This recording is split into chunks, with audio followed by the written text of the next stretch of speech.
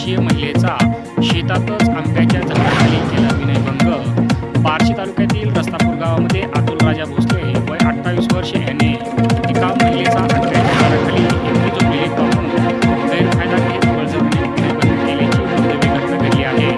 दिनांक 10 मे 2024 दुपारी 12च्या सुमारास फिर्यादीच्या घराच्या जवळ राहण्यास असलेला जवळच्याच नात्यातील अतुल राजा भोसले राहणार रस्तापूर तालुका बार्शी याने क नाव बदललेले व मुलगी ठ नाव बदललेले असे दोघे मिळून शेळ्या चारण्याकरता घराच्या जवळ मादीमध्ये गेले असता यावेळी फिर्यादीने उन्हाच्या तडक्यामध्ये बागडे यांच्या शेतातील आंब्याच्या झाडाखाली विश्रांती घेण्यासाठी अंग टाकले असता आरोपीने तिथे येऊन फिर्यादीस दमदाटी शिवगाळी करत तिच्याशी जबरदस्तीने शारीरिक संबंध केले व जर कुणाला काही सांगितलं तर तुला व तुझ्या मुलांना जिवे मारतो अशी फिर्यादीस धमकी दिली।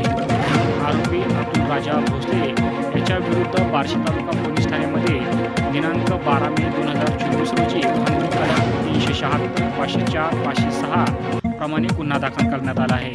या गुन्ह्यातील सदरील आरोपीस बार्शी तालुका पोलिसांकडून तातडीने अटक करण्यात आली आहे।